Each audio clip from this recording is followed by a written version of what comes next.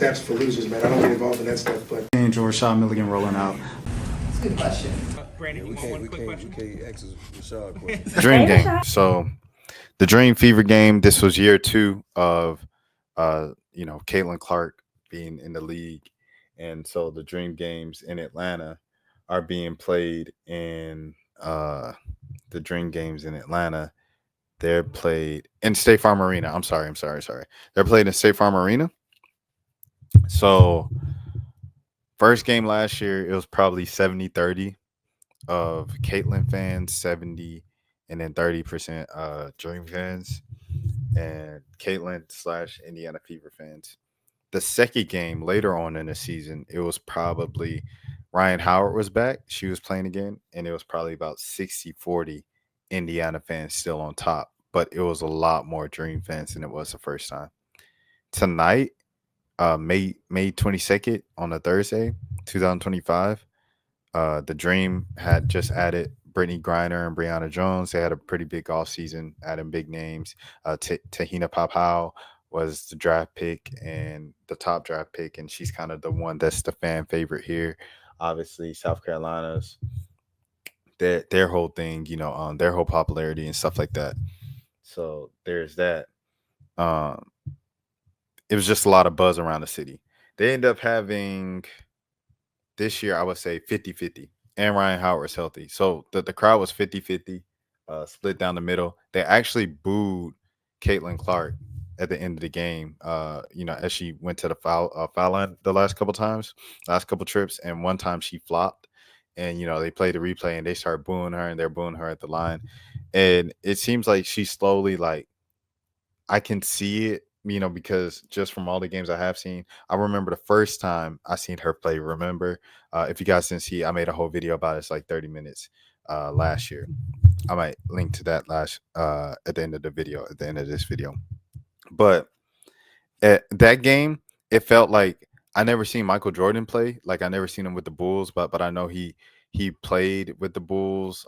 They played at the Georgia Dome one time, which is like the Falcons' old stadium, and stuff like that when they came to Atlanta.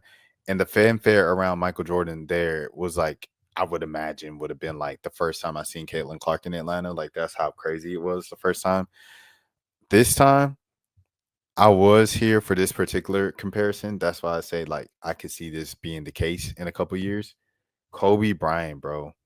Kobe Bryant, dog. Like, Kobe, he, when he came to Atlanta, a couple of random years, like 2009, 2010, 2011, the fans just started booing Kobe. Like, he check in a game, every time he touched the ball, they start booing him. They boo him at the foul line. And then, like, if he made a shot, it was still like the half that's booing gets quiet, and then the other half of the crowd gets loud because Kobe just had that many fans still on the road and stuff like that. So it's like halfway cheering and then the other half booing. And a lot of people were booing to drown out the cheers because it's like, nah, this is our house. Like, this is our city. This is everything like that. And I see that's kind of the direction that Caitlin Clark is taking. And I really enjoy that because I feel like it's a healthy, competitive feeling role as opposed to, the villain role that can be toxic and kind of dangerous because it bleeds beyond basketball. I think this is just a healthy kind of basketball restricted type of villain role that like I see Caitlin kind of falling into so far. But yeah, man, it was a physical game. Ryan got into it with Caitlin in the first half. I had a video of it. I didn't upload it as a short just because I didn't want to stir stuff up. Like, you know what I mean?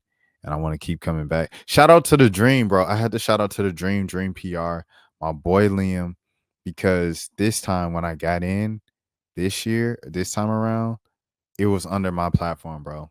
So W said to Liam, dog. It was because of Rashad Milligan exclusively, the YouTube channel, rashadmilligan.com.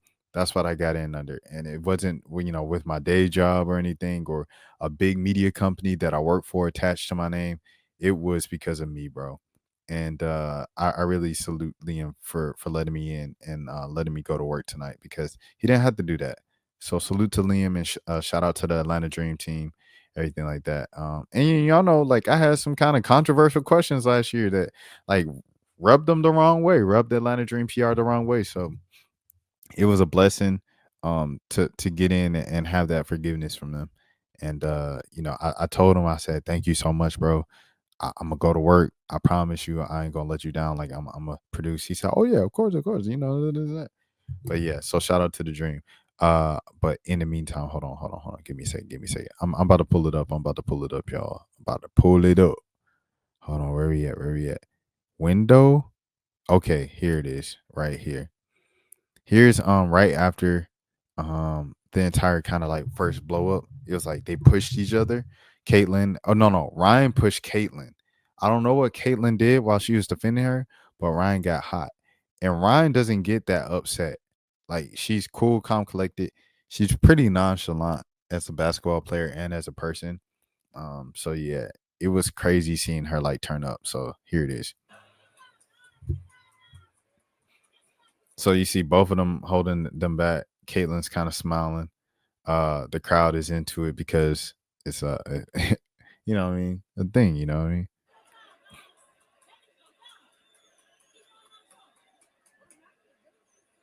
Ryan is still heated, bro. Ryan is still heated. Like I said, she don't get heated. Nas Hillman is holding her back.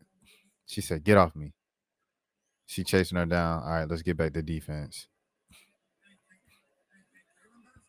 That was me. I was just say, "Hey, Kaylin better," because I ain't never seen Ryan that mad.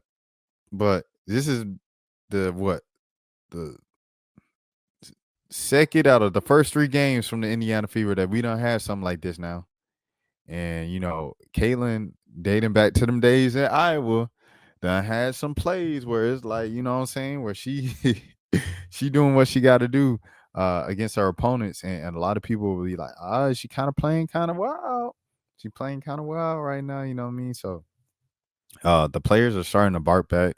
They've been barking back since her rookie season. It was a big discussion every single game when something happened with her and a player confronting her. But like I said, this is not Ryan's character, bro, to just do this.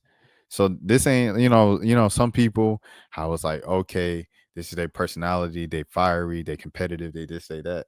Ryan is laid back. She's like literally, I get on her. There's years of me getting on her on video for saying she's too laid back. She's too this. She don't care enough. She's too nonchalant.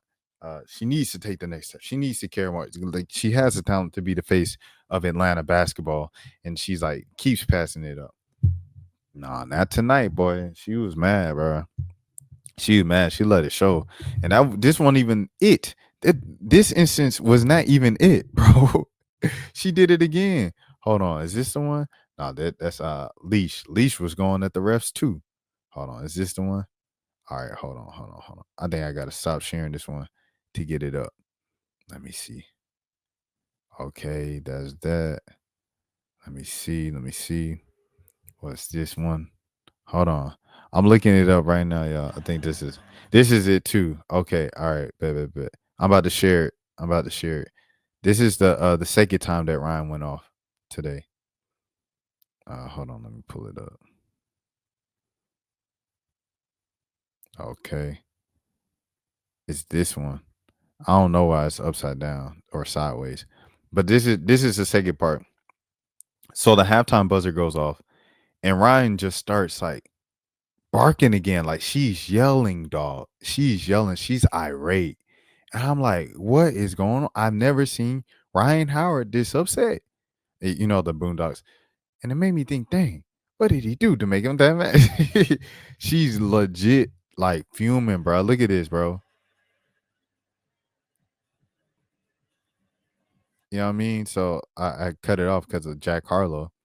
But yeah, she was fuming, dog. She was fuming, bro. And I think obviously something happened to take her there. So that's what it was. And it started with that shove against Caitlyn.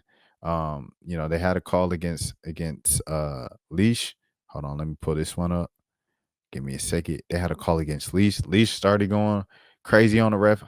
Leash don't do this either. She like goofy and laid back too. But look at her. Look at her. What's going on? No, see, she do the same thing with over there. And then Maya like, all right, let's go play defense. Go play defense. Man, these folks was mad, bro. These folks was mad, dog. The folks was mad. Hold on. Okay, I got it now. I got it now that where it's not turned to the side. All right, hold on. Let me put this up. Let me put this up so y'all see it. Here's the one that I was talking about. At the end of halftime, Ryan's just start yelling again, bro. And here's the video of her walking afterwards. Heated. Heated, bro. Like you keep tell her walk, she's still mad, bro. She not it's not no regular walk. So that's what happened. Ryan kind of even, you know what I'm saying, kind of was a little ticked off afterwards in the after party and stuff like that. And there was that or after party, I'm sorry. In the press conference, I apologize, y'all. I'm multitasking. But yeah, that's what that was what was going on. It was a physical game.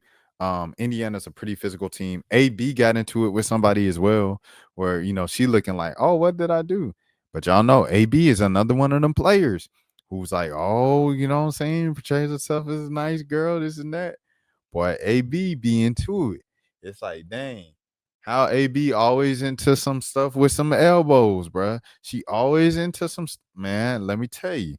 AB and Caitlyn, they always be in some stuff. And Sophie Cunningham is fitting that all three of them on the same team this year. But anyways, regardless, we're gonna move on. We're gonna move on. Physical game. Um Atlanta once again, second straight game. They face guard Caitlyn the entire time. Who Maya was face guarding her. Hold on, give me a second. Let's pull up the stat sheet again.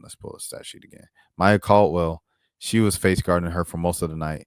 And then Ryan Howard was also face guarding Caitlyn. And Caitlyn was held to under like 10 points. No, she scored 11 off of 3 free throws. But she had 8 points for most of the game. Hit 3 free throws after multiple trips to the line, including when she was flopping and stuff. And that's how she got in. That's how she got over double digits. There was that. Natasha Howard had a very, very quiet 26, 7 and 2. She hit a couple big buckets, like a couple big corner threes and things of that sort. Sydney Colson got some burn in the middle of the game and had 5 minutes. You see Sophie Cunningham, she gave it a go. She was kind of questionable at the tip of if she was going to be able to go with her injury after missing the first 2 games. And then she played 20 minutes tonight. 9 points, 6 rebounds, 3 assists. Damaris, you see 17 minutes, 6 rebounds right there. Trying to see who else. Kelsey Mitchell, pretty standard Kelsey Mitchell performance with 17 points in 28 minutes. Lexi Hole, it was interesting. She got the podium, but yeah, I guess for her defense, to be honest, Lexi Hole's a scrappy defender, bro. She's a scrappy defender. And in the game, so see, here's another part, right? It's multi-layer, bro. You have to see this stuff to like really like pick up was the patterns and stuff. So in the previous game of Indiana Atlanta on the road, um Lexi, okay, Ryan had it going, right? Ryan had it going at like the start of the third quarter or something like that, where she was in the zone, scored like 6 straight points or whatever. After that, Lexi Hole was assigned to Ryan. And after that, Lexi Hole kind of pretty much shut down Ryan for most of the night, for the remainder of the night. And that's what that was. So that's what they did.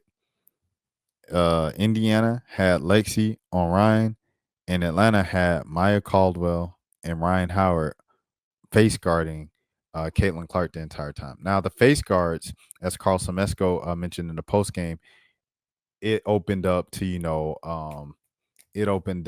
Indiana getting wide open layups, easy layups at the rim because there's no help side defense, and because you face guarding Caitlin all the way. Now it worked. You kind of did the we gonna make everybody else beat us, and what happened? Everybody else beat them. So there was that. I'm trying to think what else was in the game that stood out.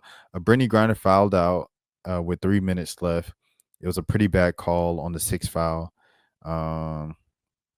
Ryan, she had 24 tonight. Bree Jones had 15 and 11. Leash had 11 and 5. Pow Pow had a great game. I'm not even gonna lie to you. Pow Pow and Nia Coffey, 2 great games from them. Maya Caldwell, great job defensively, And Nas Hillman, just a good glue player. I mean, I ain't gonna lie to you. But yeah. Pow Pow is really just like a fan favorite immediately. There's a lot of South Carolina fans at the games and stuff like that. And the Gamecock Nation, they're just everywhere, to be honest. And yeah, like they're gonna love Pow Pow. They're gonna continue to love Pow Pow and embrace her. I hope she has a great, prosperous career, whether it's in Atlanta or anywhere else, because she seems like a really good kid too. Who else? Who else? What were we talking about? I think that's pretty much it. I didn't meet Caitlin. I didn't speak to Caitlin or anything like that tonight. This was my first day off PTO wise, so like I'm already kind of working on a day off by going to the game and doing a press conference and doing the videos and doing all the content. But the reason, I was like, okay, it was kind of like me giving myself the time off of missing pregame shoot around and everything like that.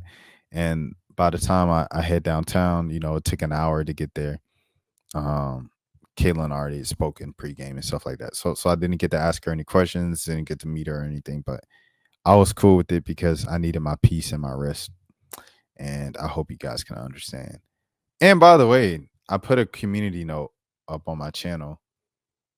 Is hidden. See, these are hidden gems because I post a lot of random stuff on there because I don't really tweet. So I post a lot of random thoughts on there. But I put yesterday, what questions do y'all want me to ask CC tomorrow if I talk to her? I asked y'all, what questions do you want me to ask Caitlin Clark?